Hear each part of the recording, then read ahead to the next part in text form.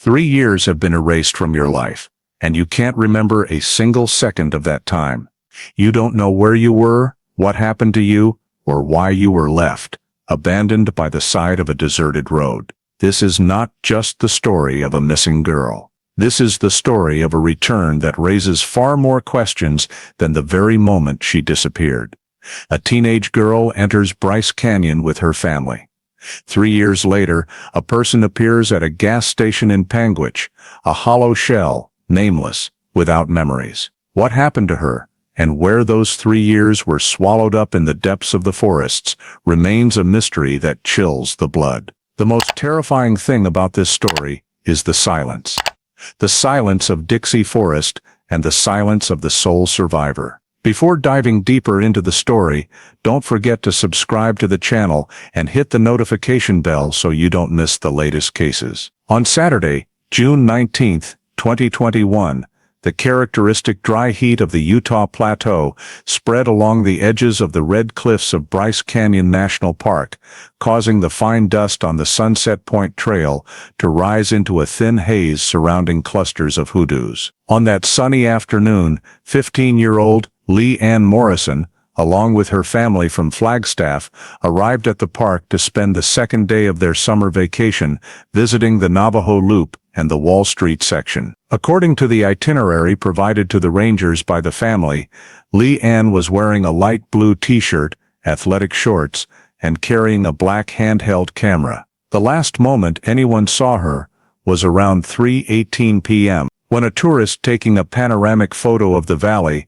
happened to capture Leigh Ann's figure standing near the junction between the Navajo Loop and the entrance to Wall Street, holding her camera and bending down to adjust the shooting angle. A few minutes earlier, around 3:05 p.m., she had separated from the group, saying she wanted to go back to a nearby overlook at Sunset Point to take a few more photos. The weather that day was clear, the trails were crowded, and no danger warnings had been issued.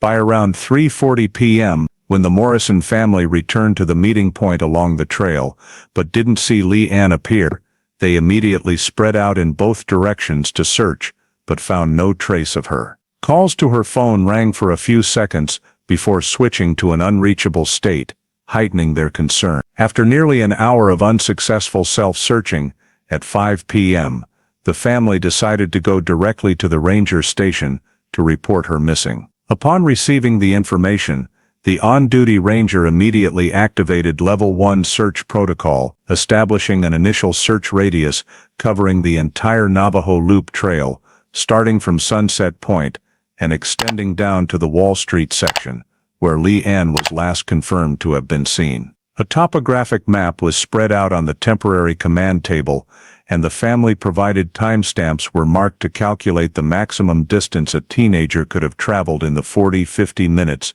before going missing. The initial search team consisted of 8 rangers and 5 volunteers, divided into 3 groups.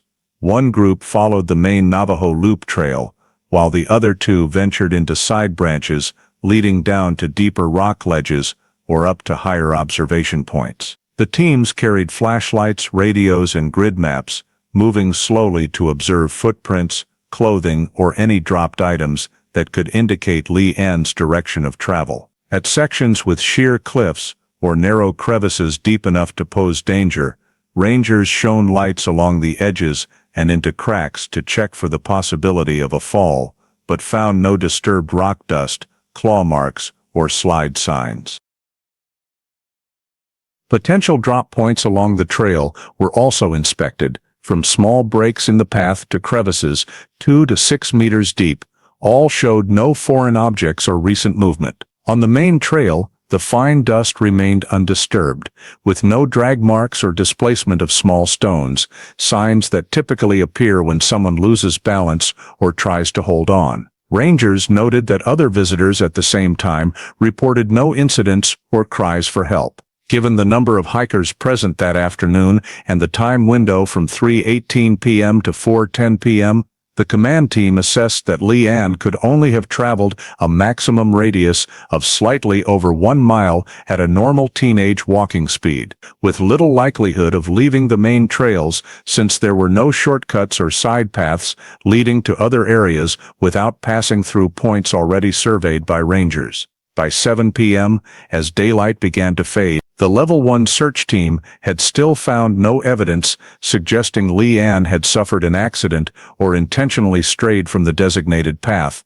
forcing the command team to record that there was no clear evidence of disturbance on the trail during the period she went missing. On the morning of June 20th, Bryce Canyon entered its second day of searching with reinforced personnel and an expanded plan, focusing on deploying K-9 teams specialized in tracking missing persons starting at 6 a.m.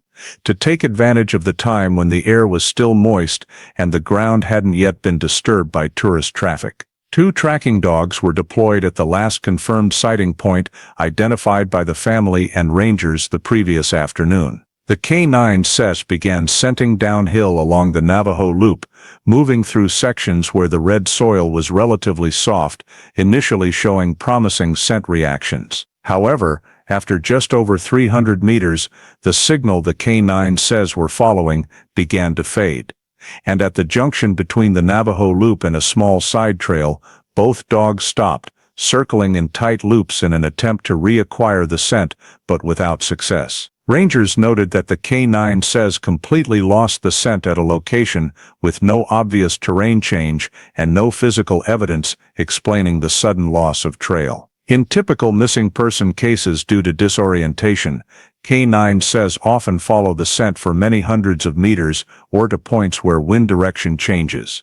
Here, the complete and abrupt cutoff with no scent drift forced the search team to mark this area as the first major anomaly in the investigation. While the K-9 team tried other directions without progress, the coordination group deployed thermal drones to scan the entire system of rock crevices and deep cliffs extending from Sunset Point to near Queen's Garden. The drones flew in a grid pattern, recording thermal imaging data within a radius of over 1.5 miles. After 45 minutes of flight, the results appeared on the control screen at the temporary command post. The entire area showed no heat signatures consistent with a living human body or recent movement. The hot spots on the thermal map were all due to sun-heated rocks or scattered small animals. No heat zones indicated the presence of a teenager. The drone report made the hypothesis that Leanne might be sheltering or trapped in a nearby crevice far less plausible, as human body heat would normally show very clearly in early morning conditions. While the technical team rechecked some side trails near the K-9 lost point, rangers discovered a trail camera mounted on a pine tree facing the trail had been spray-painted completely black over the lens. The paint was still fresh, with no dust adhering, indicating the act occurred very close to the time of disappearance. This device had been installed by the National Park Service to record visitor density and wildlife. Such vandalism was uncommon in the central area of the park. Rangers photographed the scene and removed the device for analysis to determine the last time the camera was operational, creating another anomaly parallel to the K-9 scent loss. Meanwhile, at the ranger station, a couple visiting from Colorado stopped by to report information they believed might be related to the disappearance. They stated they had seen a man wearing a black hat and a dark long-sleeved shirt walking very closely behind a black-haired girl who resembled Leanne between approximately 3:15 and 3:20 p.m. the previous day, near the junction between Navajo Loop and Wall Street. They observed no unusual interaction or cries for help, but described the distance between the two as closer than normal for unrelated tourists. The witnesses could not clearly describe the man's face because he kept his head down to avoid the sun. The statement was recorded and cross-referenced with the family's timeline, matching the last moment Leanne appeared in the photo taken by another tourist. Combining all three pieces of information, the sudden K9 scent loss, the spray-painted camera, and the witness seeing a man following closely behind a teenage girl, the command team designated the area bordering Navajo Loop, the Wall Street entrance, and the nearby side trail where the K9 stopped, reacting as a new high-priority suspect zone. The search map was updated, and the entire area was cordoned off in preparation for the next intensive search phase. On the afternoon of June 20th, immediately after the anomalies recorded by the K9 team, thermal drones and trail camera, the search forces at Bryce Canyon expanded the search radius to level 2, encompassing the entire eastern and southeastern area of the Navajo Loop, where the terrain is more complex and less frequented by tourists. This expansion followed a grid pattern, with each search team responsible for sweeping a 400-600 meter radius cell, including sheer cliffs, narrow valleys, and canyons typically only accessible with specialized equipment. The ranger teams used safety ropes, climbing harnesses and headlamps to inspect each crevice, especially points prone to accidents such as eroded cliff edges or sections with thin soil over slippery rock. At suspicious locations, rangers illuminated every rock face to look for slide marks, scraped dust, or handholds, common indicators when a victim tries to maintain balance during a slip. In the first 3 hours, no team found similar traces. Narrow slots deep enough to potentially contain a fallen person were also thoroughly checked with high-powered lights, but the sand at the bottom of the slots remained undisturbed, showing no swirl patterns or foot impressions, indicating nothing had fallen in at least the past 24 hours. Simultaneously, another group swept narrow valleys, leading farther toward the pine forest, where the terrain opened up but featured many layers of fine red dust that easily captured footprints. However, aside from earlier tourist tracks, no footprints matched Leanne's shoes or small teenage-sized prints. Teams also searched for personal items such as scraps of fabric, hair ties, water bottle caps, or signs of a dropped camera, but all results were negative. The high number of visitors the previous day may have obscured some traces, but in the case of a serious accident, rangers expected to find at least one item ejected by impact force. The complete lack of findings further diminished the accident hypothesis. To rule out environmental factors, the park's meteorology section provided data on wind speed, humidity, and temperature changes over the previous 24 hours. The results showed stable weather conditions, light winds, no rain, and no recorded rockfalls or geological activity. If a small landslide had occurred, the dust on the slopes would have been disturbed and easily noticeable. However, the entire soil and rock layers remained intact. Terrain analysis was conducted in parallel, based on detailed maps of the area. The command team identified high-probability accident points and added them to the priority inspection list. All were systematically checked and ruled out after no matching physical evidence was found. Additionally, the search team deployed fiber optic cameras to peer deep into inaccessible canyons, especially narrow slots only a few dozen centimeters wide. The returned images showed clean rock faces, with no fabric, hair, or foreign objects. By late afternoon, the Level 2 area had been nearly fully swept, with search teams reporting no evidence whatsoever that Leanne had slipped, fallen, or unintentionally left the trail. Potential exit points beyond the search grid were also cross-checked to ensure no side path could have been taken undetected. Based on average hiker speeds in the area and the time from Leanne's last sighting to when her family realized she was missing, the command team recalculated the maximum distance she could have walked if unhindered. The results showed the entire possible range had been thoroughly searched with no trace found. The absence of dropped items, clothing, personal belongings, or fresh footprints made the accident hypothesis increasingly unconvincing. When cross-referenced with stable weather data and the lack of any unusual natural phenomena, the coordination team reached a preliminary conclusion that the likelihood of Leanne suffering a serious accident on the trail was low. The fact that K9s, drones, and ground teams all failed to detect any signs of an accident became the basis for determining that her disappearance did not fit the typical patterns of missing persons cases in national parks. On the morning of June 21, 2021, after 2 consecutive days of continuous searching without finding any physical evidence indicating that Lee Ann was still in the trail area, Bryce Canyon Management officially transferred the case to the federal level in accordance with the National Park Service Protocol for missing persons cases involving suspicious circumstances. The FBI field office in Salt Lake City received the notification and dispatched a task force to establish a temporary command post directly within the park. The decision to open a federal case was based on 3 grounds. The location of the incident falls under federal jurisdiction. The person has been missing for more than 24 hours with no signs of an accident, and the emergence of unusual factors during the search, including a damaged trail camera and the K-9 unit suddenly losing the scent.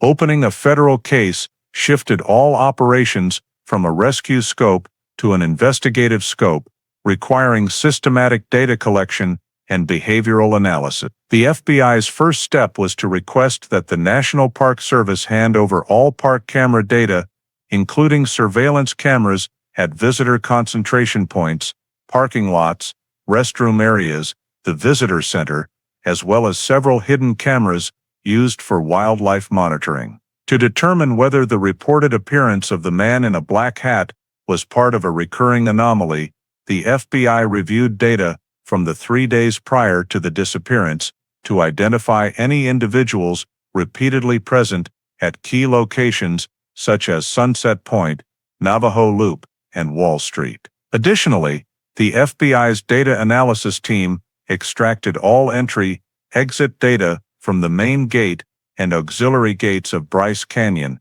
including license plate recognition camera images of vehicles passing through between 10 a.m. and 6 p.m. on June 19. Each image was categorized into groups: vehicles with purchased park passes, vehicles with annual park passes, vehicles exempt under special permits, and vehicles with no recorded permit of any kind. The final list showed several vehicles that did not have registered park passes but still entered the park during the afternoon of the incident, including vehicles from Utah, Arizona, and several vehicles with unidentifiable license plates due to glare or obscured rear ends. This group of vehicles was prioritized for verification, as the majority of legitimate visitors were recorded in the ticketing system. Next, the FBI coordinated with park rangers to compile a list of visitors present in the area during the relevant time frame. Based on camera data and images captured at check-in points, more than 300 individuals appeared within the Navajo Loop area between 2 p.m. and 4 p.m. Visitor groups were classified by time frame to determine whether there was any interaction or crossing between Lee Ann and certain other individuals. Several images also showed a few people standing near the Wall Street entrance around the time Lee Ann was last captured in a tourist's photograph. These individuals were flagged for follow-up interviews. The FBI simultaneously requested access to guest registration information from hotels, motels, and campgrounds near Bryce Canyon on the day of the incident to determine whether any visitors had departed early or checked out under unusual circumstances that evening. The data collection team created profiles for each vehicle that left the area between 4 p.m. and 7 p.m. By combining park cameras with traffic cameras along Highway 12 and Highway 63 to check whether vehicles without park passes that were present during the relevant period exited the area via a logical route. Vehicles were flagged by level of required further verification, including those that left the area too quickly, those that made unusual stops at the forest edge, or those that made sudden U-turns immediately after the missing person report. All collected time markers from the moment Lee Ann was captured in the photograph,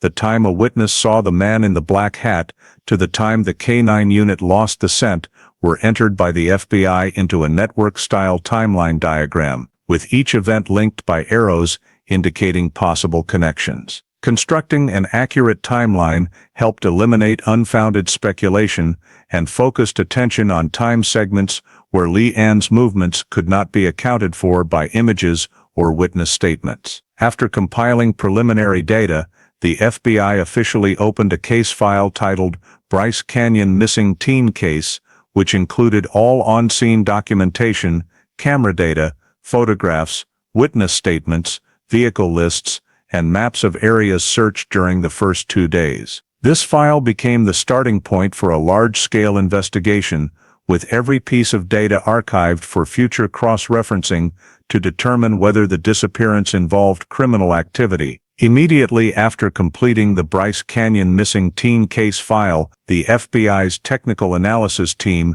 began the phase of reviewing all relevant image data from the 7 to 10 days prior to Lee Ann Morrison's disappearance, in order to identify any recurring presence of individuals exhibiting unusual behavior in the Navajo Loop, Sunset Point, Wall Street area. According to National Park Service archives, the park's fixed camera system was primarily installed in high-traffic visitor areas, while deeper trail sections were supplemented by trail cameras used for wildlife monitoring and recording human traffic. A team of specialists was assigned to analyze footage with timestamps and angles matching Lee Ann's likely route, especially during the afternoon when many people tended to stop for photos. In the 10 days of extracted data, the FBI noted the repeated appearance of one male individual at various locations throughout the park, primarily around Sunset Point and the upper section of Navajo Loop. This person frequently stood at the edges of observation points, maintaining a distance not too far from young female visitor groups. Although no direct actions such as approaching or speaking were captured on camera, his consistent presence at irregular times, combined with prolonged standing and observing far longer than typical for tourists, led analysts to assess this individual as someone requiring continued monitoring. Identifying characteristics recorded from footage prior to the disappearance day showed a man wearing a black baseball cap, a long-sleeved dark shirt, regardless of the hot weather, and frequently wearing thin black or gray gloves. His face was difficult to identify due to the low camera angle and the brim of the hat obscuring most of his face, but his height was estimated at approximately 5'10" inches, 1.78, 1.83 m, with a slim build, slow movement, and a tendency to turn his head to observe people around him rather than the scenery. Each appearance lasted 10 to 20 minutes at a single spot before he departed in varying directions, indicating he was not following a fixed sightseeing itinerary. When cross-referencing data from the 3 days prior to Lee Ann's disappearance, specialists discovered this man was present at Sunset Point around 2:55 p.m. on June 18, standing in a position that allowed a full view down toward Navajo Loop, continuously adjusting his stance as if attempting to track the movement of descending visitor groups as lighting changed. The footage did not capture any direct approach, but his multiple appearances across different days placed him in the group requiring detailed analysis. When the footage was run through motion analysis and gait recognition software, the FBI noted this individual's habit of slightly leaning to the left when standing for long periods and a slight drag of his right foot when moving on steep inclines, features that allowed the system to easily identify him in other clips. On the day of Lee Ann's disappearance, footage captured near the Wall Street entrance at 3:11 p.m. showed the silhouette of a male in dark clothing, wearing a black hat and gloves. The timing aligned with a few minutes before Lee Ann appeared in the tourist photograph. Although the image was not sharp due to the trail camera being shifted by wind, the software still identified a high degree of similarity in gait between this individual and the one from previous days. A point of particular interest was that in this segment, the man stood alone at the trail's edge, repeatedly turning his head toward passing tourists in groups, yet remained in place for nearly 3 minutes. This time frame fell just before a witness reported seeing a man walking closely behind a young girl near the junction between Navajo Loop and Wall Street, prompting the FBI to pay special attention to the timing match. To ensure accuracy, the technical team used color analysis software to extract fabric tones from the man's clothing and confirmed that the dark shade of the shirt matched previous appearances, consistent with a long-sleeved synthetic fiber outdoor garment. The style of hat in the clip, a plain baseball cap without a logo, also matched images of the man from June 17 and 18 footage. Height was re-estimated by comparing against the standard height of fixed wooden railings along the trail, yielding a range closely consistent with prior data. Specialists noted that in the disappearance day footage, the man once turned his head away from the camera, but only very briefly, preventing facial identification. However, the turning motion exhibited the exact same pattern as the recording from 3 days earlier, slow, intermittent, and seemingly deliberate in the direction of passers-by. Within the approximately 40 minutes of analyzed footage, the man disappeared from view after 3:13 p.m. From that point onward, no camera in the area recorded him moving out of the main Wall Street route or returning to Sunset Point. This aligned with the K9 unit's loss of scent area and could indicate this individual's final direction of travel. The fact that one person appeared across multiple cameras on consecutive days, always positioning himself at vantage points, allowing observation of visitor flow without engaging in normal sightseeing activities, was regarded by the FBI as the first clearly abnormal behavior directly tied to Leigh Ann's timeline. All extracted images, including gait, height, observation direction, and matching timestamps, were encoded and entered into the key analysis file to support the behavioral assessment and suspect identification phase in the next stage of the case. While expanding the analysis scope to transportation routes connecting to Bryce Canyon, the FBI focused on Utah Department of Transportation camera systems along Highway 12 and Highway 63, the only two roads leading into the park area. All data from 1 p.m. to 6 p.m. on June 19 was extracted to identify vehicles present concurrently with the time of Leigh Ann Morrison's disappearance. The automated license plate recognition system recorded hundreds of vehicle passes, but one gray Ford F-150 drew particular attention because it did not match any park pass purchase record for that day. The vehicle first appeared at 2:10 p.m. on a camera located at the intersection of Highway 12 and the road leading into Bryce Canyon, clearly heading toward the park's main entrance. Approximately 7 minutes later, the fee kiosk camera captured the truck's shape, but the license plate could not be read due to dust on the front and glare from western sunlight. The driver did not stop to purchase a pass, preventing the system from recording visitor information, an anomaly, since most vehicles without passes were required to stop at the kiosk. The fee attendant on duty that day did not recall this vehicle due to heavy traffic volume. However, the fact that the vehicle did not stop and still passed through the gate led the FBI to assume the driver had taken advantage of a moment when the attendant was handling another vehicle in the adjacent lane. Data from the main gate camera recorded only the left half of the vehicle's body, confirming it had successfully entered the park, yet no record existed at either the main or auxiliary gate of the vehicle exiting between 4 p.m. and 8 p.m., the period when the Morrison family reported the disappearance and traffic checks were most intensive. This raised a critical question: if the gray F-150 had entered the park, why was there no evidence of it leaving through any controlled gate? To address this, the FBI mapped all secondary access roads, maintenance routes and trails wide enough to accommodate a truck. Bryce Canyon has several routes reserved for maintenance vehicles or Park Service specialized equipment, most of which are secured with metal barriers, yet several backcountry access points along the edge of Dixie National Forest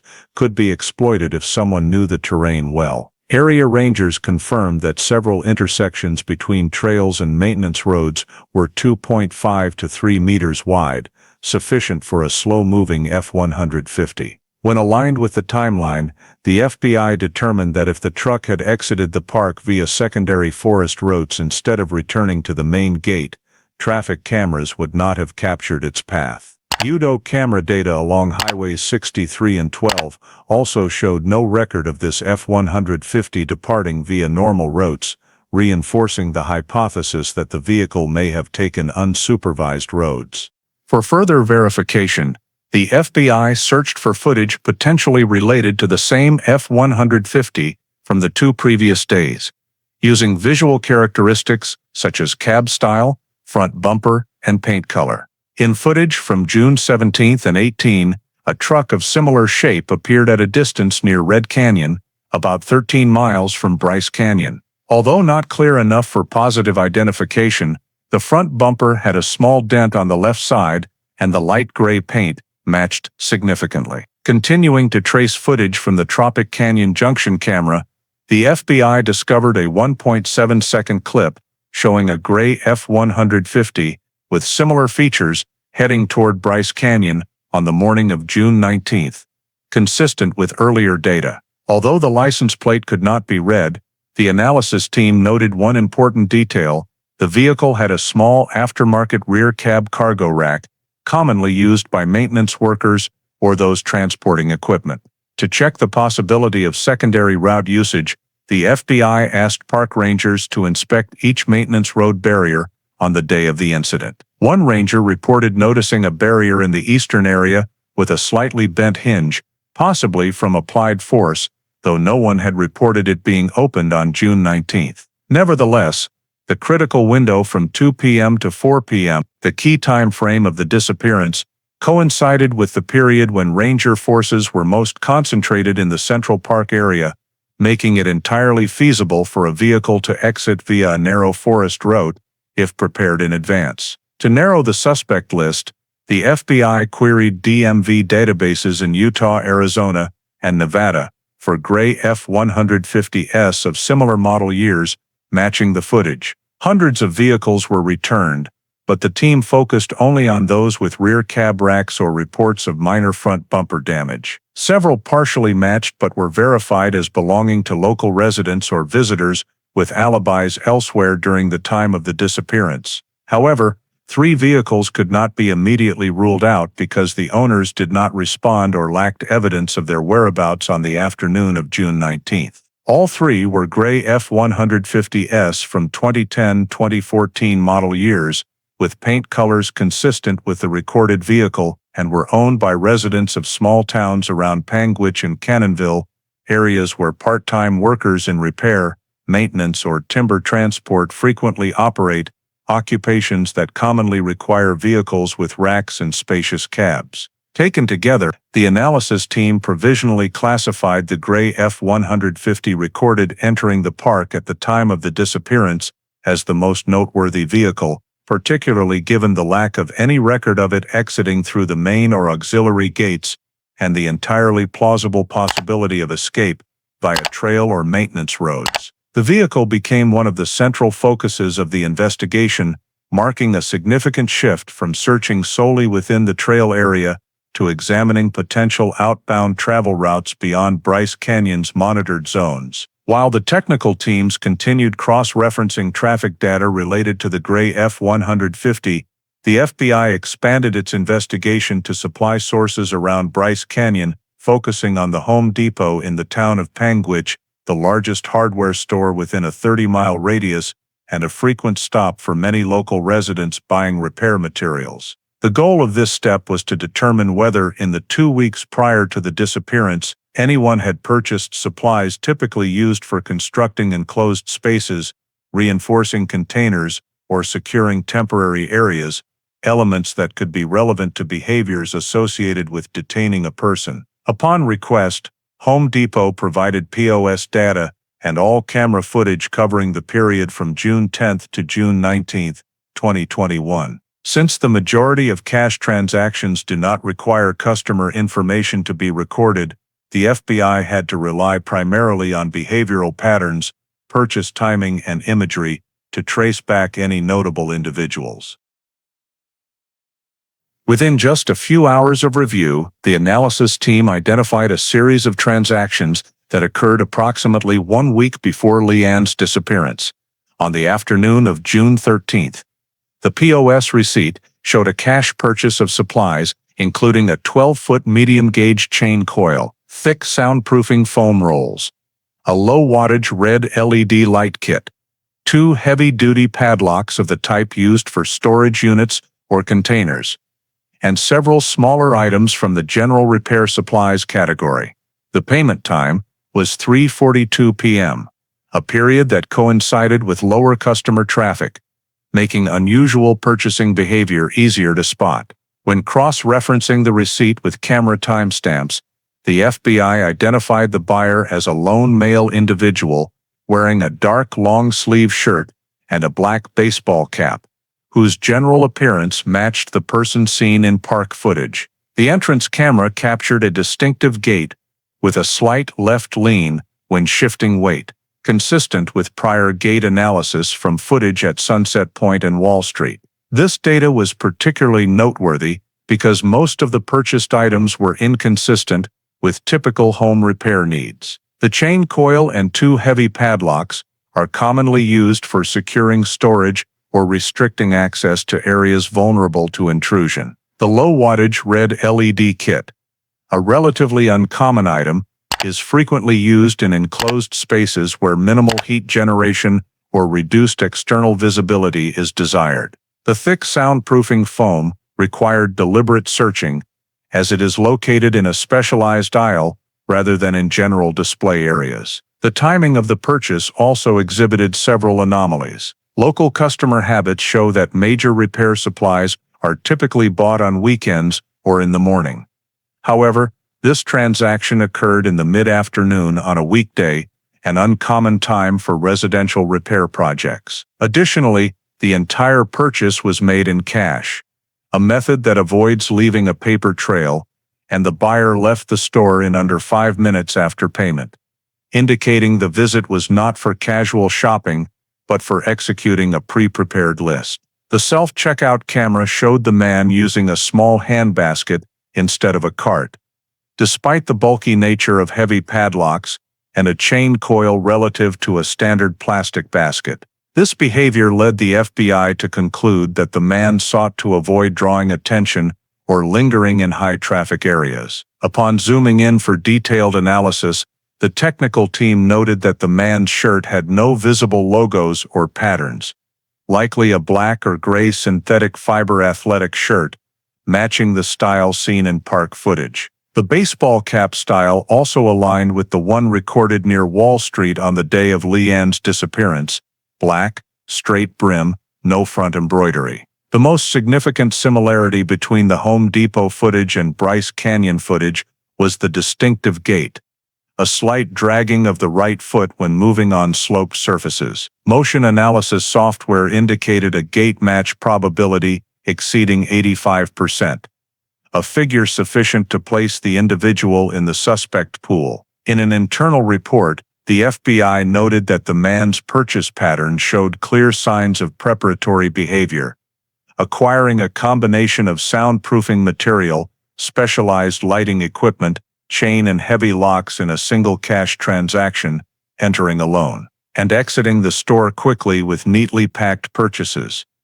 None of the items were typical everyday home repair products, such as wood glue, standard screws, or paint. All supplies fell into the category of restraint, locking, isolation, sound reduction, a specialized set of materials that only typically appears in situations requiring the creation or reinforcement of an enclosed space.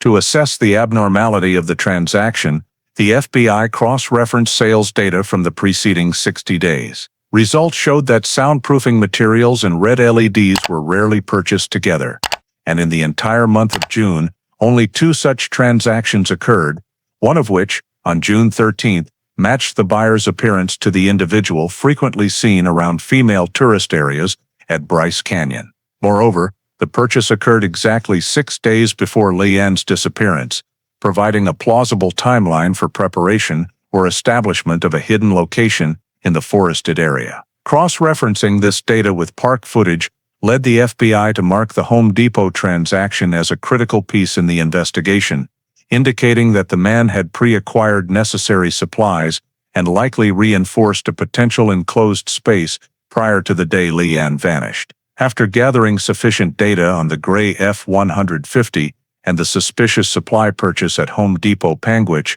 the FBI shifted to terrain analysis to identify areas potentially used for confinement, simultaneously incorporating the following factors: the point where the K9 lost the scent, regions outside the park's camera coverage, routes a truck could travel without being recorded, and locations within a reasonable travel radius that offered suitable geographic conditions for concealing a temporary structure or enclosed space. First, the FBI terrain team reconstructed the Navajo Loop Trail map, along with its side branches, precisely marking the location where the K9 team lost the scent on the morning of June 20th. This was the starting point of the data chain and carried major significance because K9 units typically lose scent abruptly only in cases where the victim leaves the trail perpendicularly, enters a motorized vehicle, or moves onto an entirely different surface type.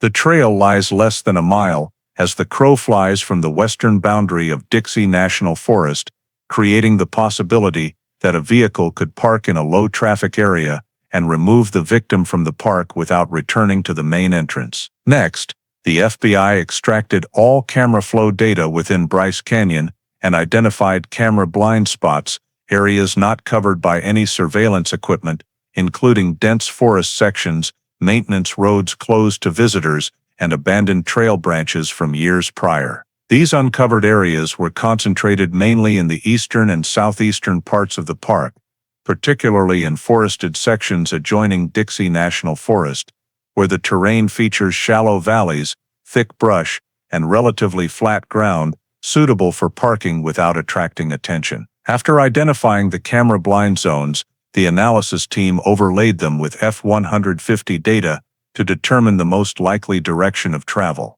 Based on traffic camera timestamps, the truck entered the park at 2:10 p.m. but never reappeared on any cameras exiting the main or auxiliary gates, while the main gate recorded very low outbound traffic between 4 o'clock and 6 p.m.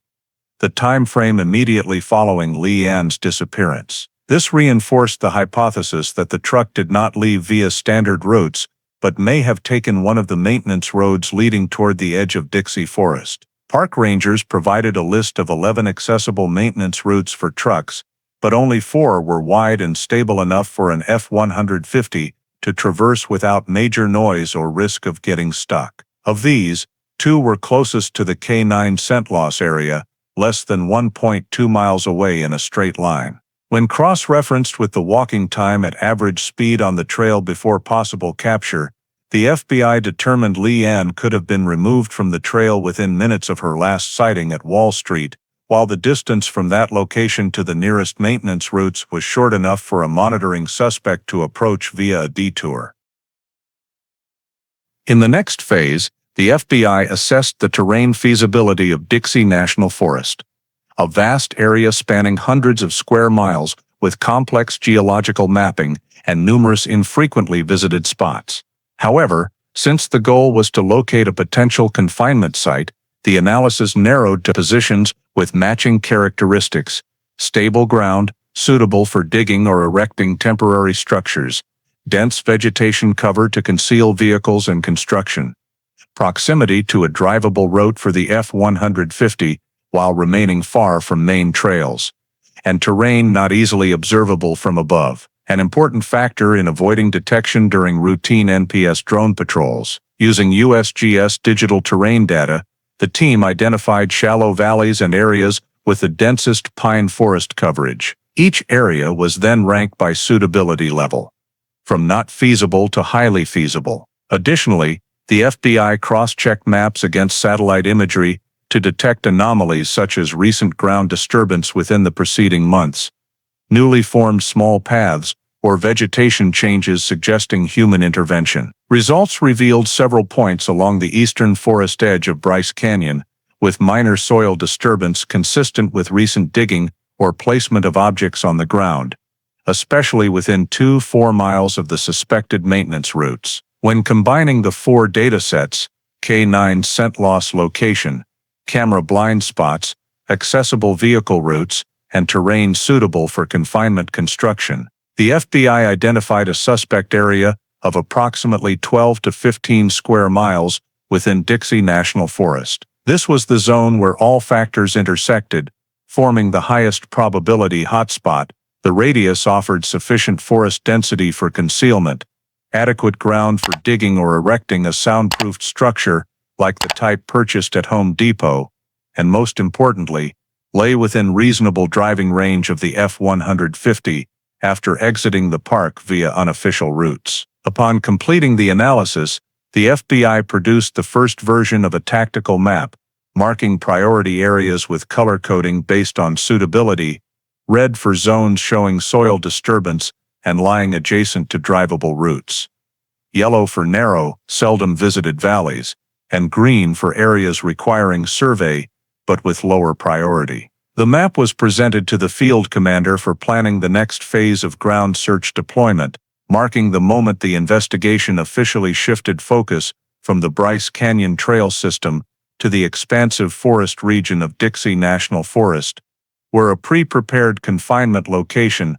was highly likely to be concealed. Once the initial tactical map was finalized, the FBI launched an in-depth search operation across the suspect 12-15 square mile area of Dixie National Forest, combining ground search teams with geophysical detectors, high-power metal sensors, and RF equipment to detect buried or concealed metallic objects or man-made structures beneath forest soil layers. The first priority area was the red-circled points on the map, locations showing recent ground disturbance and proximity to suspected vehicle-accessible maintenance routes. The geophysical team began scanning in grid patterns, using deep-seeking metal detectors to locate objects larger than 1 square meter. Simultaneously, RF equipment was deployed to detect any residual electronic signals from batteries, LED lights, or metallic structures capable of reflecting radio waves.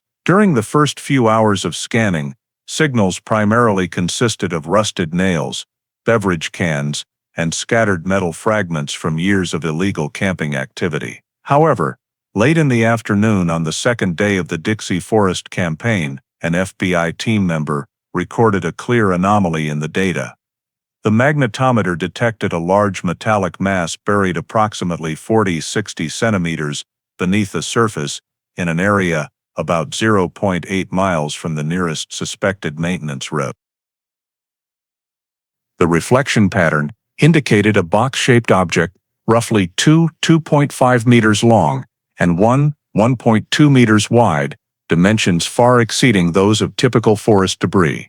The RF device also picked up a weak return signal from flat-surfaced metal, a signature commonly associated with sealed or welded man-made structures. After marking the anomaly, the technical team began clearing the overlying forest litter, consisting of pine needles, dry branches, and fine roots. As the topsoil was removed to a depth of several dozen centimeters, a dull gray metallic surface began to emerge, covered by a layer of compacted soil showing signs of recent replacement.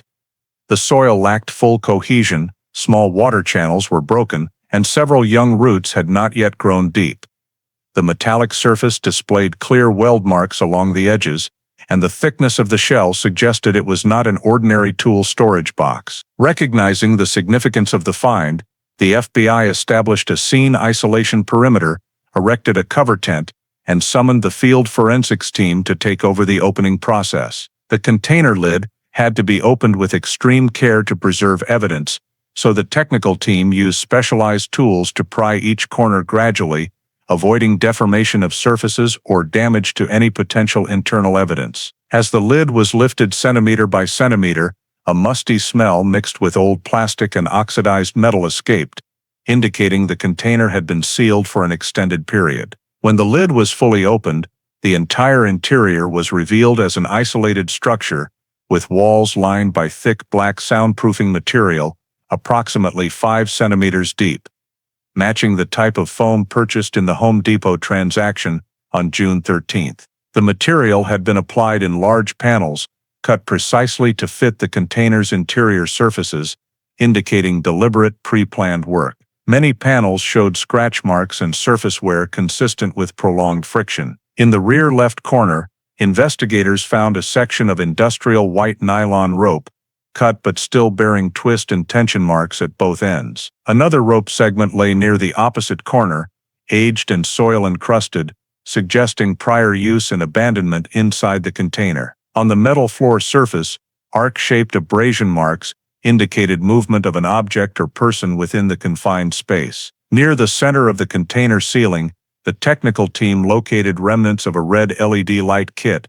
One bulb remained attached to wiring but was shattered, exposing a small circuit board. The presence of the red LED device matched supplies potentially acquired by the suspect prior to the disappearance. Close examination of surfaces revealed multiple black hair strands caught in the gaps between soundproofing panels and container walls, most measuring 10–14 centimeters in length.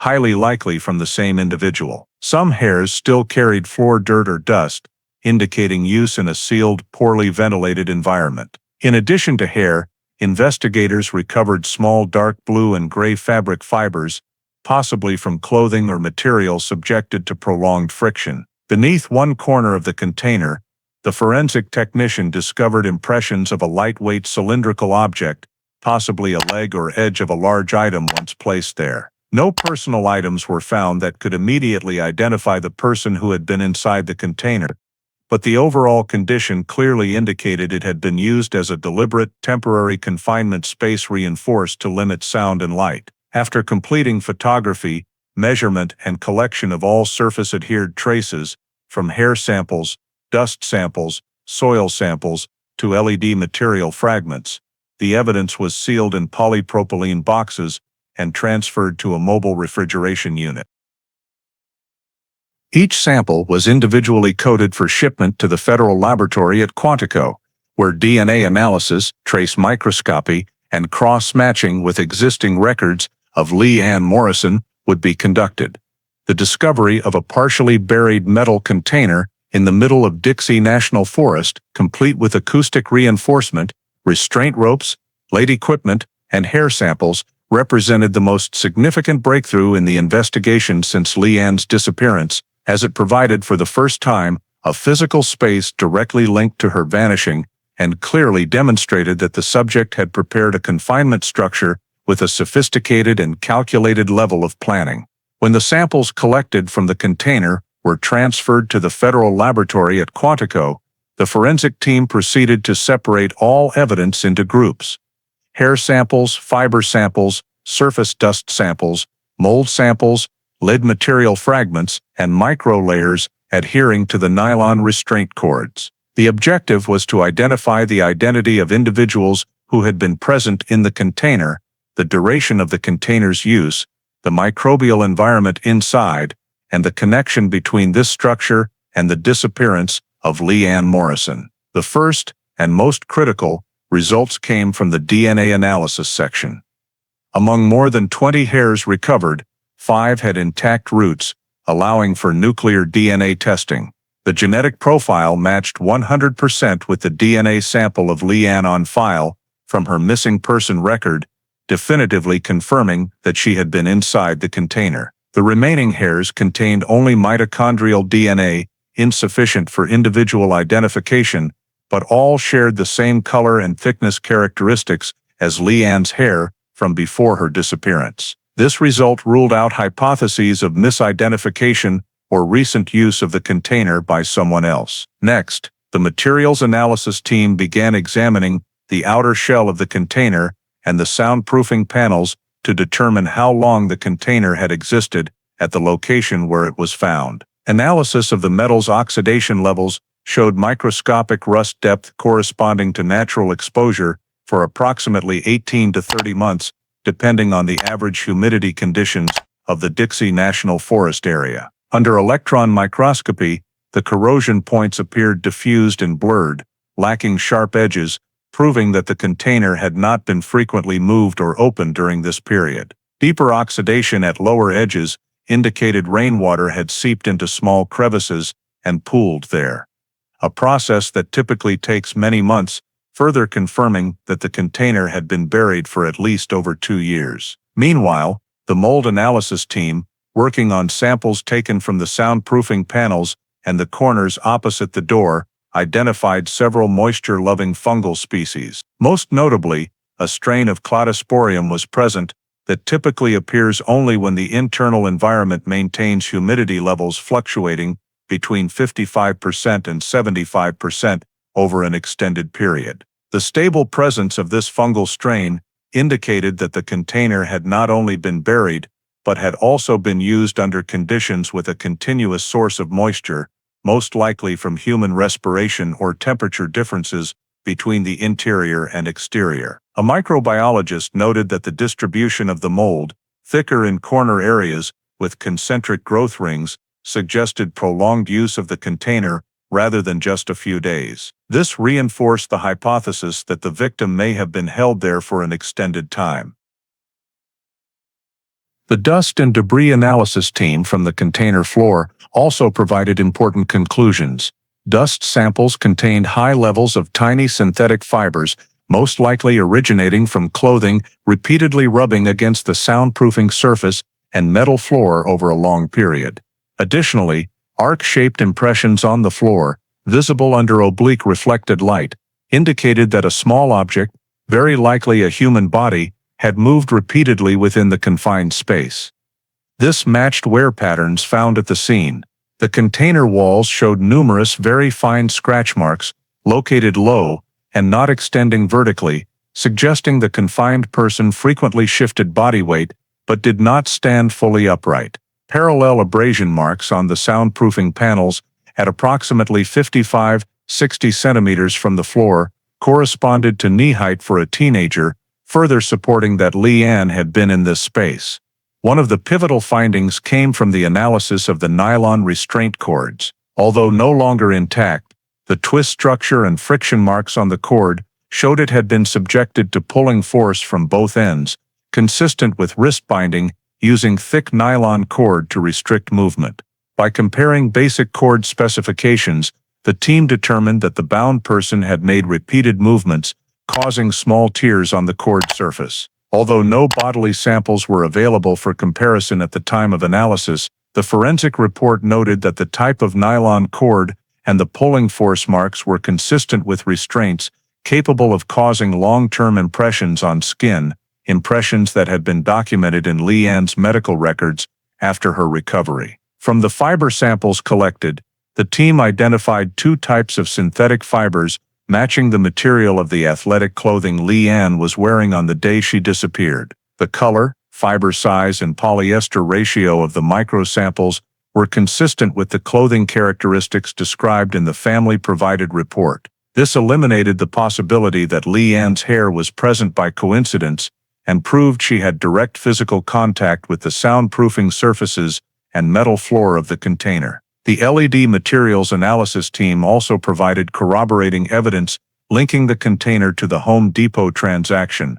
The LED circuit board, when examined under electron microscopy, showed hand-soldered traces, and the red plastic housing matched samples of red LED lights sold at the store during the exact period when the suspicious man appeared. This was a crucial detail, as it connected commercially purchased supplies with physical evidence recovered from the holding location. When synthesizing all forensic findings, hair DNA matching Leanne, metal oxidation indicating the container's prolonged existence and use for over 2 years, mold distribution showing a stable humid environment consistent with human presence, fiber matches with the victim's clothing, abrasion and wear patterns matching teenage height, and pulling force marks on the restraints consistent with later scarring, the forensic team concluded that the container was not merely a place Leanne had been present in, but the primary long-term holding location. The evidence left no doubt that this structure had been deliberately prepared,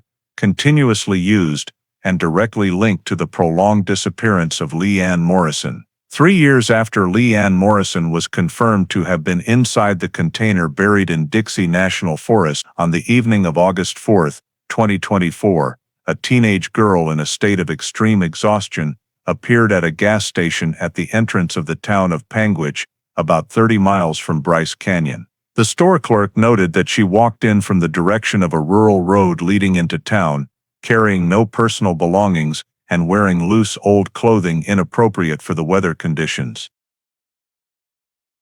The girl stood motionless in front of the door for about 20 seconds before entering, did not respond to the clerk's questions, and simply leaned against a shelf. Recognizing signs of exhaustion and disorientation, the clerk immediately called local police. When police arrived, the girl could not provide her name, age, or address. Her responses were slow. She did not answer simple questions and only nodded when directed to move. Emergency medical personnel were called to perform an on-site assessment, noting weak pulse, dehydration, old abrasions on her wrists, and unsteady gait. After initial evaluation, the girl was transported directly to the small hospital in Panguitch for further examination. At the hospital, the attending physician noted that the victim struggled to maintain communication, did not remember her name, could not identify basic objects, and reacted strongly when the room door was closed. Initial medical indicators showed prolonged malnutrition, signs of exposure to low natural light conditions, and high physiological stress levels. When Panguitch police entered the victim's basic identifying information into the Utah Missing Persons System and the National Missing and Unidentified Persons System, the results returned a matching case.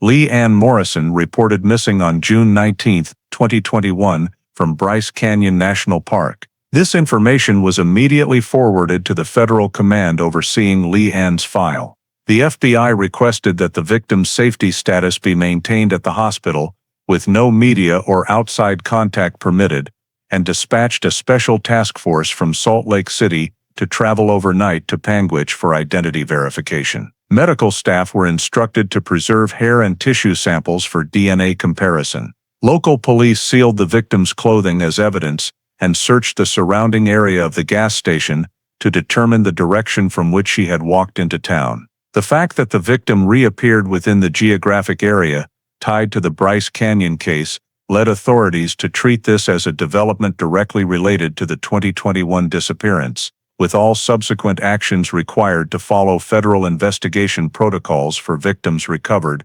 after prolonged absence. Immediately after the teenage girl found in Panguitch was transferred to the hospital, and initial information showed multiple matches with Lee Ann Morrison's missing person file, the FBI initiated identity verification procedures, standard for cases of victims reappearing after extended periods of no contact. The first step was collecting direct DNA samples from the victim, including buccal swabs, a hair with root, and a small blood sample sufficient for comparison analysis. All samples were sealed under chain of custody and immediately sent to the Utah Crime Laboratory for expedited analysis, with a duplicate blood sample forwarded to Quantico for in-depth comparison. While awaiting DNA results, the investigation team conducted additional verification steps using biological and medical data available from the 2021 missing person file. Lee Ann's original file contained detailed dental images taken from a routine dental checkup a few months before her disappearance, including a slight rightward tilt of the front teeth, a composite filling on a lower molar, and a distinctive jaw arch shape. The investigation team contacted the Morrison family's dentist in Flagstaff to obtain copies of the X-rays taken 3 months prior to the disappearance for comparison. In Panguitch, a local dentist was brought to the hospital to retake dental X-rays of the newly found victim. When the two sets of X-rays were placed side by side, experts noted striking similarities. The filling matched in both size and shape, the slight front teeth tilt corresponded exactly, and the jaw arch curvature showed no significant differences. These data were entered into a preliminary dental verification report, noting a match level sufficient for individual identification in cases of living victims unable to provide identifying information. After the dental results showed high correspondence, the FBI continued checking physical characteristics recorded in the missing person file. The Morrison family had provided descriptions of a thin, approximately 3 centimeters scar on the left knee from a bicycle accident when Lee Ann was 11 years old, along with a small mole just below the right collarbone. Upon examination of the body of the girl who appeared in Panguitch, investigators confirmed both features, the faded old scar in the correct location and the mole below the right collarbone matching the described position. These characteristics played a crucial role in verification because they could not have been randomly created and carry high identification value. Additionally, the 2021 file noted that Leanne was left-handed and had a slight rightward lean in her gait when tired, information provided by her physical education teacher.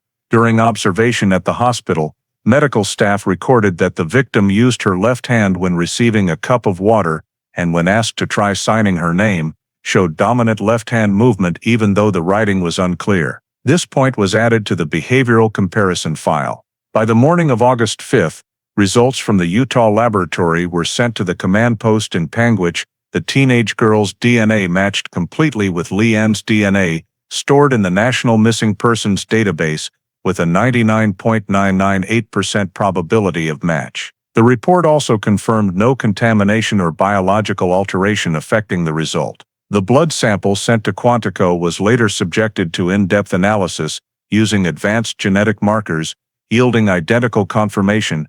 This was the same individual as in Leanne Morrison's file. The DNA result was considered the highest level of identification evidence, fully reinforcing all prior biological and dental data. Once the DNA step was confirmed, the FBI moved to formalize identification by comparing current facial images with Leanne's 2021 photographs. Although 3 years of captivity and malnutrition had significantly altered her appearance, the FBI's facial recognition software still determined a high match ratio after adjusting for age, weight loss, and soft tissue changes. Invariant features such as interpupillary distance, ear position, and nose-to-cheekbone axis ratio all corresponded.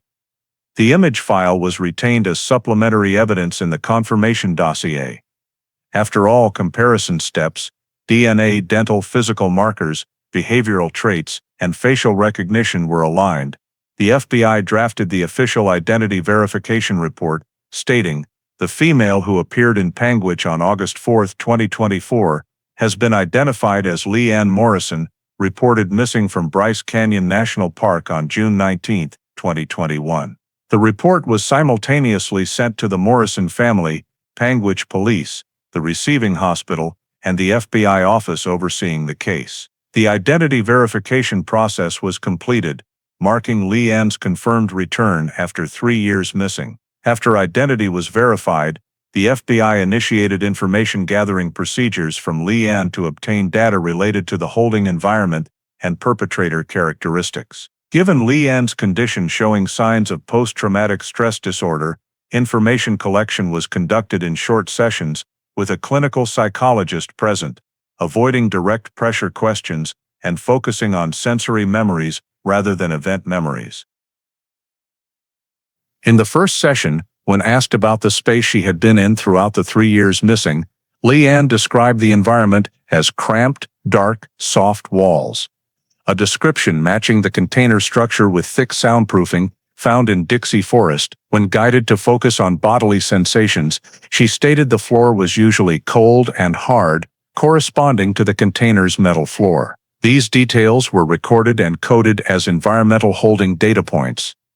In the second session, when the specialist asked her to describe remembered sounds, Leanne said there was a faint vibration, like a slow-running machine on and off, consistent with the engineering team's supposition that the container had once been placed near a small generator or portable pump to power the red LED system found inside. She also mentioned heavy and infrequent footsteps appearing outside the container at specific intervals. Based on the described distance between the footsteps and the victim's seated position, the FBI estimated the man observed from 2-3 meters before opening the container lid. Regarding light, Leanne stated there was no natural light. Instead, only weak red light from above, matching the broken red LED component found in the container. She described the red light as insufficient to see clearly, but enough to distinguish large objects, and on many nights, the light was completely turned off. This detail helped the FBI infer that the perpetrator fully controlled the light source during captivity. When asked about the perpetrator, Leanne could not clearly describe facial features or identifying marks, but provided several elements related to voice and behavior. She stated the perpetrator had a deep voice, usually spoke briefly, sometimes hoarsely, and carried a distinct Western U.S. regional accent.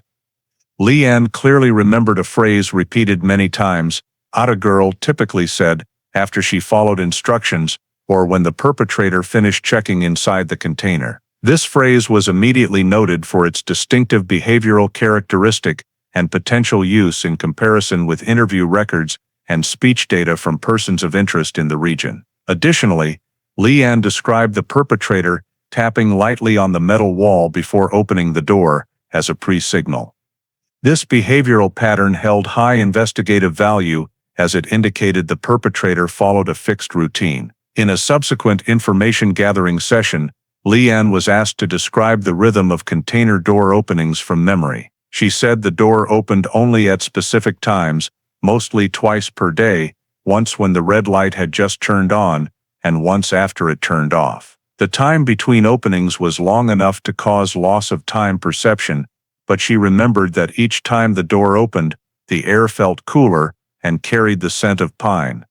A detail consistent with the container's location in Dixie National Forest, where the pine forest climate maintains a characteristic smell. These traces were incorporated into behavioral analysis, determining that the perpetrator was systematic, adhered to a fixed schedule, and engaged in minimal verbal interaction, all consistent with the high control offender profile commonly seen in prolonged captivity cases. When the psychologist asked about the level of contact between her and the perpetrator, Leanne described that the perpetrator did not stay too close for long, remaining only a few minutes each time, placing food and water near the door before leaving. This reinforced the assessment that the perpetrator sought to minimize direct contact and reduce the chance of identification.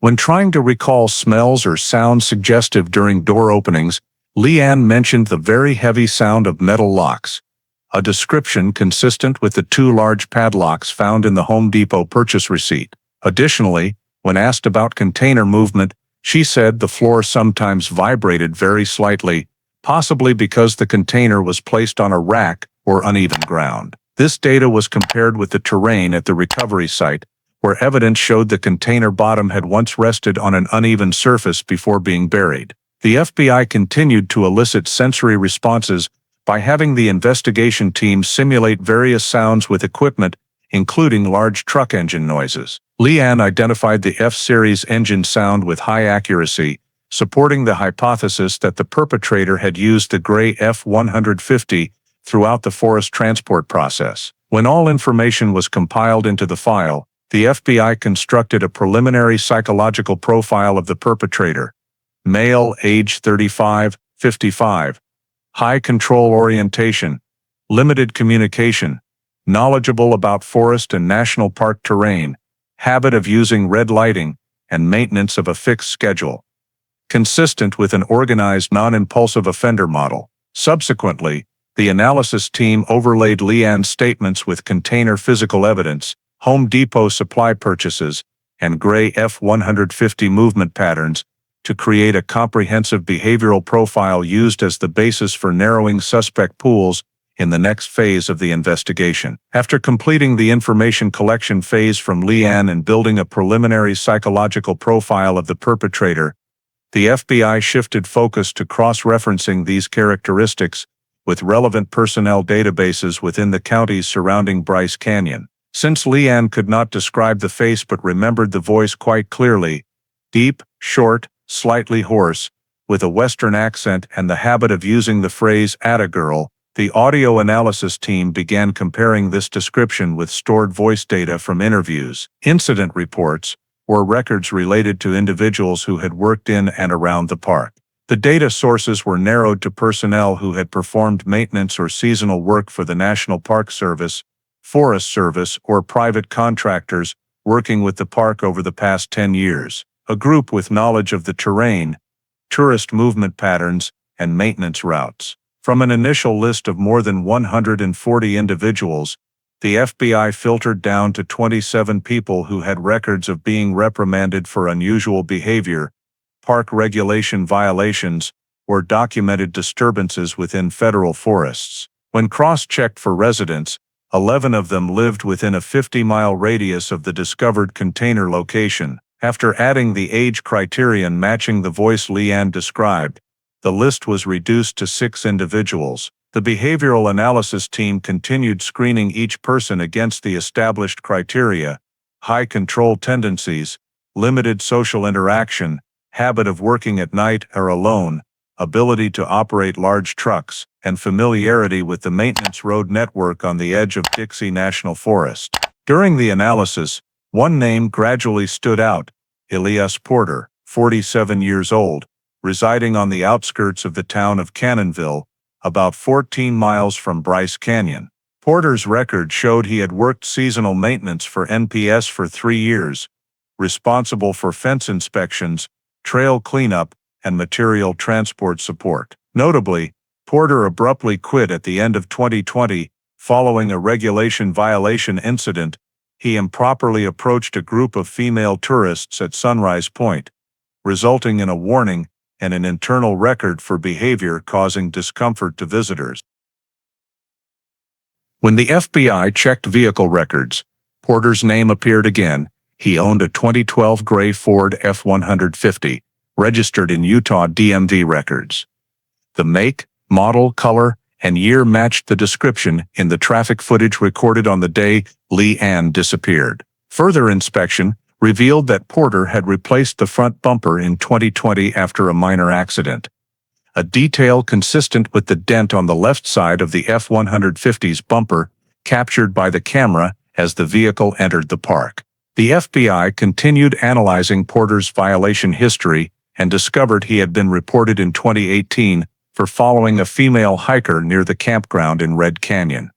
Although the incident lacked sufficient grounds for criminal charges, the report noted that Porter stood watching for an unusually long time and moved slowly behind the woman for an extended period on the trail. This behavior matched the pattern of the man in the black hat appearing around Sunset Point and Navajo Loop in multiple Bryce Canyon footage clips. When overlaying the physical description data from park cameras with Porter's driver's license photo, although facial confirmation was impossible due to the cameras typically capturing only side profiles and the hat obscuring the face, the standing posture and left shoulder tilt matched almost perfectly. The FBI's gait analysis software determined a match probability of over 85% between the walking pattern of the man in the footage and Elias Porter. This is a notably high rate in gait analysis practice. When the FBI further examined Porter's transactions and movements in June 2021, they found he had been in Panguitch multiple times according to traffic camera data,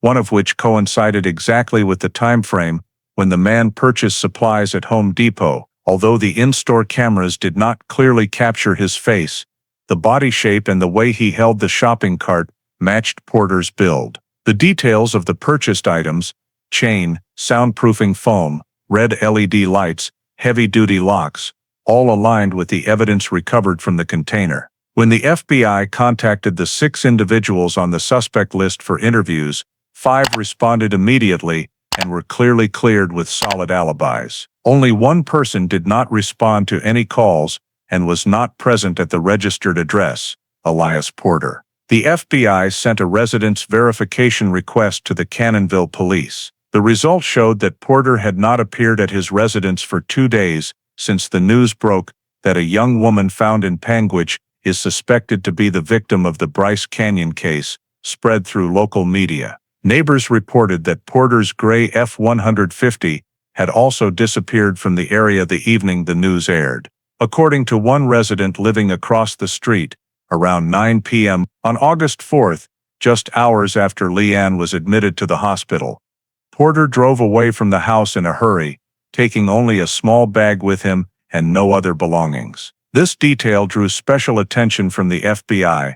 Porter's disappearance coincided perfectly with the moment Leigh Ann was confirmed as a likely victim of the 2021 disappearance case. Porter's lifestyle also fit the constructed psychological profile: living alone in an old trailer on the forest edge, minimal interaction with neighbors, no social media use, frequently active at night, and possessing clear knowledge of the trail and maintenance road systems. A 2019 report also documented that Porter had received a warning citation from Utah police for illegal parking near a seldom-used trailhead, where he explained he just wanted to walk alone, but the parking time coincided with another hiker reporting being followed from a distance.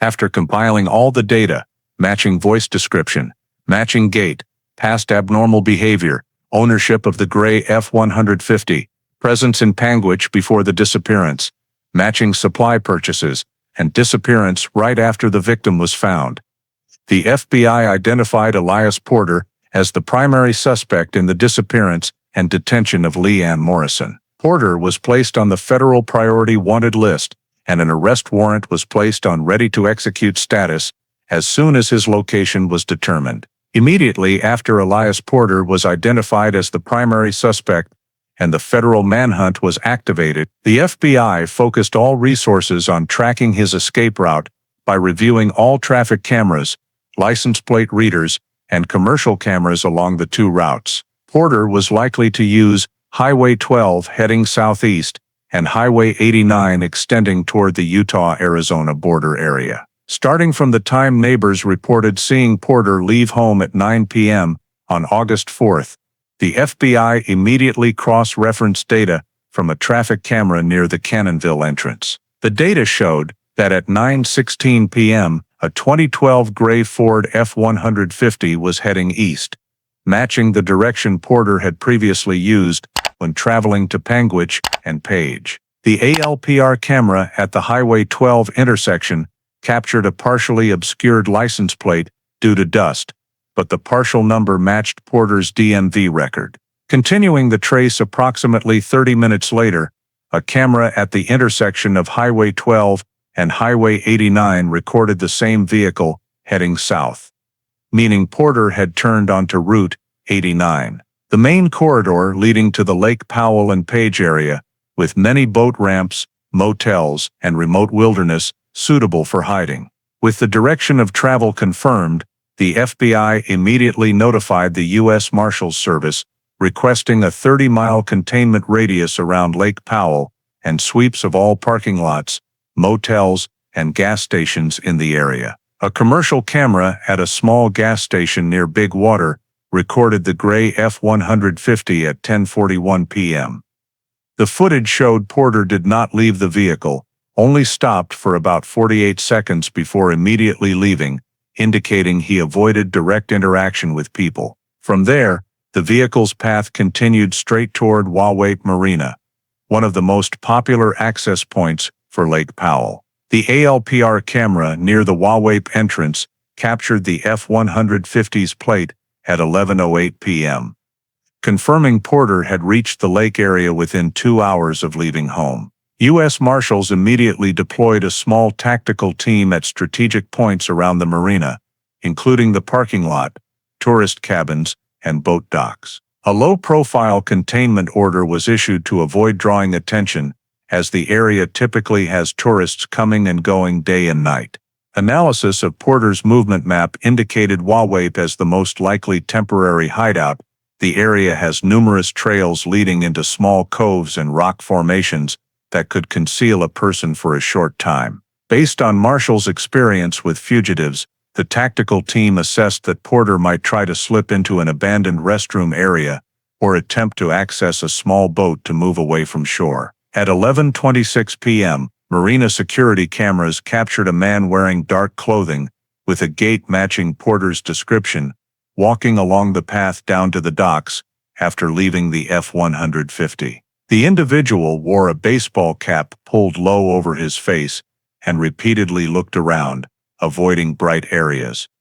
Behavior consistent with the high alert pattern noted in Porter's FBI file. Upon receiving this footage, U.S. Marshals divided forces into two teams, one approaching from the North Dock area, the other from the cabin area to block all escape routes. It was during this advance that Porter turned into a secondary dock where kayaks and small motorboats were moored. He bent down to untie a motorboat, most likely intending to push it away from shore to escape into one of the rock canyons around Lake Powell. Faced with this situation, the Marshals commander ordered a rapid but silent approach. Two agents closed in from behind, while another flanked to the right to block any attempt to dive into the water. As Porter prepared to step into the boat, The marshal simultaneously shouted commands, ordering him to raise his hands and back toward shore. Caught off guard, Porter turned to flee in the opposite direction, but was immediately blocked. One agent restrained him with an arm lock, while the others removed weapons from reach and pulled him away from the dock. The entire takedown occurred in under 15 seconds, with no injuries to law enforcement or civilians. After being handcuffed and given an initial safety check, Porter was transported to the temporary holding area at Wawep, pending transfer to the FBI and federal authorities in Utah. His F-150 was sealed on site, and the dock area was secured for evidence collection, including footprints, discarded items, and any equipment Porter may have used during his flight. The successful capture of Elias Porter by U.S. Marshals at Wawep Marina marked the end of the manhunt phase and opened a critical new stage in the investigation, as the primary suspect in the detention of Leanne Morrison was now in custody, ending 3 years of evasion and concluding the escape. He began the moment he learned the victim had returned. Immediately after Elias Porter's arrest at Wawep Marina, the FBI and U.S. Marshals promptly executed an emergency search warrant at the trailer where Porter resided on the outskirts of Cannonville, with the objective of collecting evidence that could directly link him to the buried container in Dixie National Forest and the disappearance of Leanne Morrison. Upon entering the trailer, the investigative team immediately noted the cramped living space, areas covered with black plastic sheeting, and several items stored in an atypical, disordered manner. In the desk drawer, the FBI found a pair of black synthetic fiber gloves, similar to those appearing in Bryce Canyon camera footage.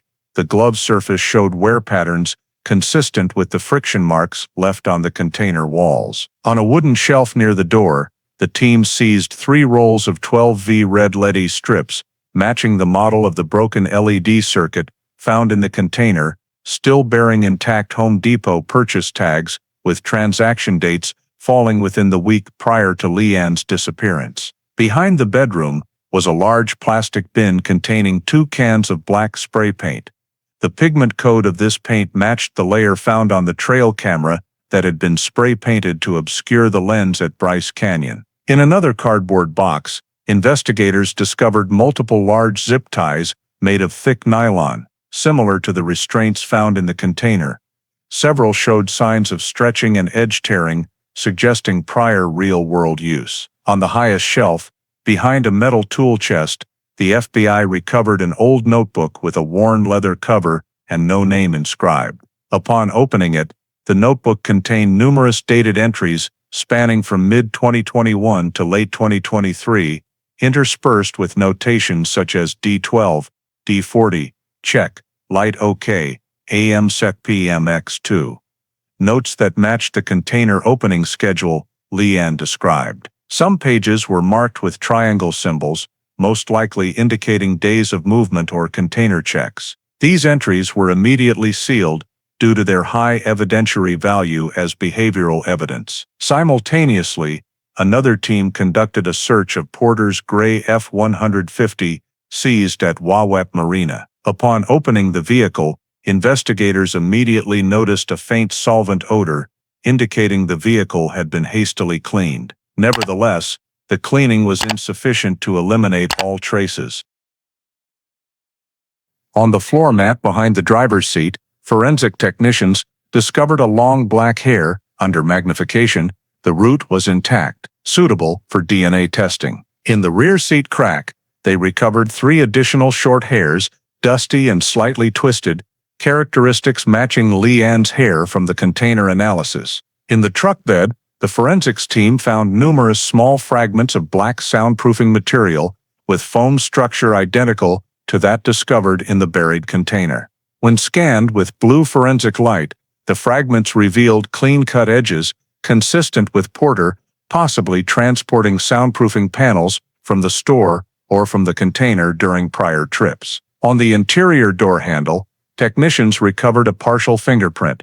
After powder application and ninhydrin processing, the ridge detail became clear. When compared to Leanne's fingerprint record, this print matched her left index finger, strong evidence that the victim had been inside Porter's vehicle. Further examination under the passenger seat yielded a piece of cut white nylon rope, matching the sample found both in the container and in Porter's trailer. This evidence reinforced the hypothesis that Porter used nylon rope to bind Leanne's hands during transport. In the glove compartment, the team recovered a Dixie National Forest map marked with red pen, including a circled area that precisely matched the location where the container was discovered. This provided a direct link between Porter, the container, and the detention site.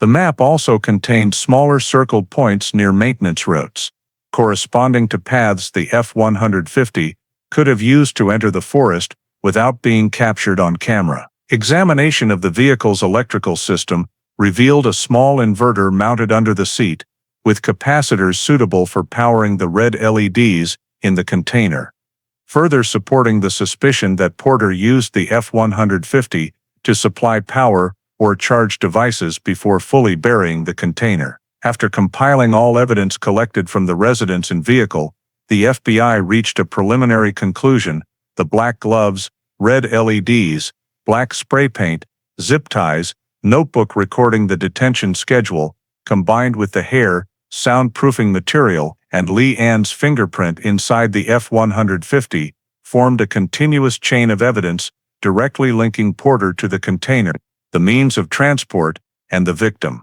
Each piece of evidence aligned with prior statements, forensics, and timeline, meeting federal prosecution standards for charges of kidnapping, unlawful detention, and causing serious bodily injury. These items of evidence were transferred to the prosecution team to prepare the indictment package, marking the first complete step in proving Elias Porter's criminal conduct sufficient for trial. The trial of Elias Porter opened in March 2025 at the United States District Court for the District of Utah. The indictment included the following charges: federal kidnapping, prolonged detention resulting in serious bodily injury, assault causing bodily injury, obstruction of justice, and use of interstate facilities to commit a crime. In the opening statement, the prosecution presented the entire chain of evidence gathered over 3 years of investigation and 6 months of pursuit after Leanne was found, emphasizing that the evidence system linking Porter's actions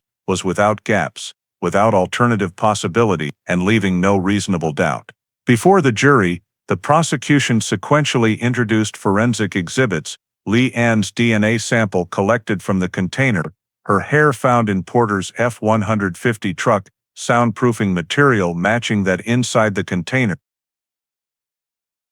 Leanne's fingerprints on the truck's door handle, a notebook recording the detention schedule, stretched zip ties, a roll of red LED strips identical to the device found in the container, and a can of black spray paint of the same brand used to cover the camera lens at Bryce Canyon. All were presented with photographs, crime scene diagrams, and federal laboratory test results. Next, the prosecution played video excerpts from the Bryce Canyon camera system in the days leading up to Leanne's disappearance. Footage of a man wearing a black cap, leaning slightly to the left, observing female visitors from close range. Scenes of this individual appearing at Sunset Point, Wall Street, and Navajo Loop during timeframes matching the disappearance timeline, and a trail camera deliberately spray-painted black on the exact day Leanne vanished. Although the footage did not clearly show the face, the FBI's gait analysis software was introduced as technical evidence, demonstrating a match rate exceeding 85% between the gait in the cameras and Porter's gait captured in police videos recorded during his arrest at Wahweh Marina. The jury was also shown GPS data from Porter's F-150, retrieved by the FBI from the vehicle's ECU module. This data revealed that on June 19, 2021, the day Leanne disappeared, the truck had stopped within 500 meters of the location where the container was later discovered, before then traveling along a maintenance road with no surveillance cameras. The complete GPS dataset perfectly aligned with the theory that Porter used the F-150 to transport Leanne into Dixie National Forest and to deliver necessary supplies. When presenting this evidence, the prosecution displayed an overlay map combining GPS data, camera blind spots, and the maintenance route to prove that the only viable travel path matched the one Porter knew well from his time working maintenance for the National Park Service. In the witness portion, key FBI investigators testified one by one. The forensic lead investigator detailed the evidence collection process at the container, describing in detail the soundproofing layers, nylon restraints, abrasion marks, and fragments of broken red LEDs. The traffic data analyst explained how Porter's F-150 appeared on cameras along Highway 12, Highway 89, and at Wawep Marina in a precise chronological sequence. The search warrant investigator demonstrated that all seized supplies, gloves, black spray paint, zip ties, red LEDs, notebook, matched the preparatory behavior documented in the crime profile. In addition to investigators, forensic experts from Quantico were called. A DNA expert affirmed there was no possibility of misidentification regarding Leanne's hair sample in the container. A materials expert confirmed that the degree of metal oxidation and mold distribution indicated prolonged, continuous use of the container, consistent with the 3 years of Leanne's disappearance. A behavioral trace analyst noted that the container's structure, red lighting, heavy soundproofing, confined space, matched the sensory descriptions provided by the victim during sessions with psychologists. Mental health experts were also called to clarify the perpetrator's behavioral pattern. A criminal psychologist described Porter's profile: high need for control, avoidance of contact, rigid adherence to fixed schedules, and the capacity to maintain long-term confinement in an enclosed space, all consistent with Leanne's descriptions. A witness from Bryce Canyon, a tourist who had previously reported seeing a man walking closely behind a young girl around the time of the disappearance, testified and confirmed that the man's build closely resembled Porter's. In the defense phase, the attorney argued only that no camera clearly captured Porter's face at the scene, but the prosecution countered with the complete interlocking chain of evidence: DNA, matching materials, fingerprints, matching vehicle, schedule notebook, items purchased at Home Depot, gate footage, and Porter's disappearance immediately after Leanne was found. The defense failed to refute any piece of forensic evidence. After the entire evidence chain was presented over 8 days of trial, the jury retired to deliberate at the end of day 8. Just over 4 hours later, the jury returned a unanimous verdict. Elias Porter was guilty of federal kidnapping, prolonged detention causing serious injury, violent assault, and obstruction of justice. At sentencing, the federal judge described the severity of the conduct, the duration of the victim's captivity, the meticulous preparation, and Porter's flight as unconscionable. The court imposed a sentence of life imprisonment without parole, with no possibility of sentence reduction or early release, and ordered Porter to be held in a high-security federal facility. This was considered the maximum sentence and the final legal conclusion to the longest kidnapping case in Bryce Canyon history. After the trial concluded and Elias Porter was sentenced to life without parole, the focus of the entire support system shifted to Leanne Morrison's recovery process following her return after 3 years of isolated confinement. In the first few months, Leanne underwent a long-term trauma recovery protocol that included cognitive behavioral therapy, trauma memory processing therapy, and sessions to rebuild basic feelings of safety. Experts noted she struggled to adapt to open spaces, reacted strongly to the sound of doors closing, and needed considerable time to re-establish normal daily rhythms. The Morrison family created a calm living environment, reduced noise levels, and avoided stimuli that triggered panic. After 3 months, she began group therapy sessions for long-term confinement survivors, helping her relearn social interaction and reduce feelings of alienation from the community. By the end of 2025, Leanne was gradually reintegrating. She started supplemental homeschooling, supported by a dedicated teacher, with lessons broken into short time blocks to prevent overload. The family and therapy team placed special emphasis on helping her restore time orientation, rebuild a sense of autonomy, and relearn basic life skills that had severely deteriorated during her 3 years missing. During the recovery process, the Morrison family established the Leanne Morrison Fund for Missing Children and Surviving Victims, a nonprofit organization providing financial and psychological support to families of children who go missing within the national park system. The fund focuses on 3 areas: emergency search support within the first 72 hours, long-term therapy support for recovered victims, and funding for additional surveillance equipment in high-risk areas of federal parks. The fund quickly gained support from the Utah community and park security organizations, becoming one of the most active support entities for future prevention and response efforts. On the FBI side, the Leanne Morrison case contributed to a comprehensive update of the missing persons record system in national parks. The Bureau expanded the long-term missing in federal lands category, added new standards for assessing camera blind spot risks, integrated vehicle tracking via ALPR, and established mandatory procedures for checking suspicious supply transactions around disappearance areas. Additionally, the case summary report was used to revise protocols for handling K-9 track losses in areas potentially involving motor vehicles, a critical lesson learned from Leanne being removed from the trail in a short time window. Upon closing the investigation file, the FBI released a report exceeding 300 pages documenting the entire 3-year arc of the case. From the moment Leanne disappeared, the discovery of the buried container, tracing the suspect through visual data, the arrest of Porter at Wawep Marina, to the federal trial.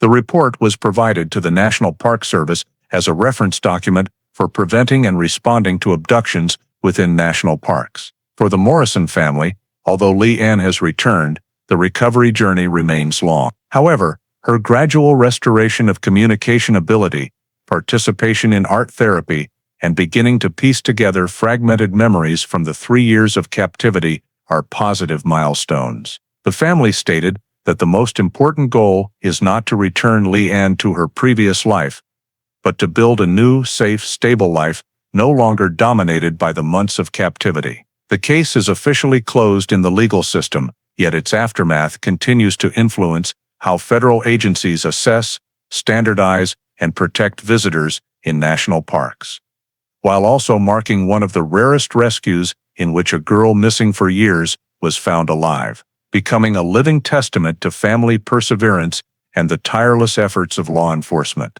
The story of Leanne Morrison's disappearance at Bryce Canyon and her discovery after 3 years of captivity is not only a dramatic investigation journey, but also reflects very real dangers present-day American life, where millions visit national parks each year and where personal safety is sometimes underestimated.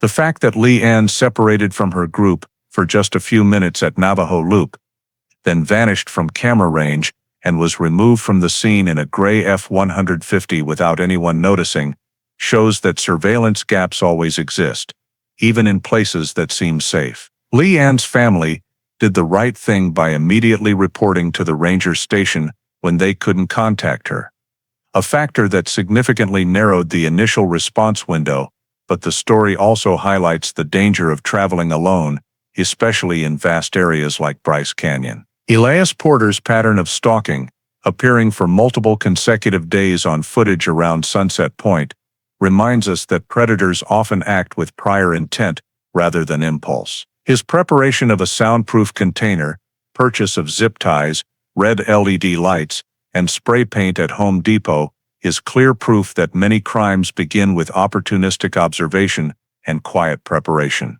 The key lesson for modern American life is this: vigilance must go hand in hand with concrete action. When visiting crowded locations such as national parks, always stay with a group, share your GPS location with family or safety apps, and be cautious of individuals exhibiting unusual watching behavior, just like the man in the Bryce Canyon footage. Cooperation among the community, family, and authorities is also crucial.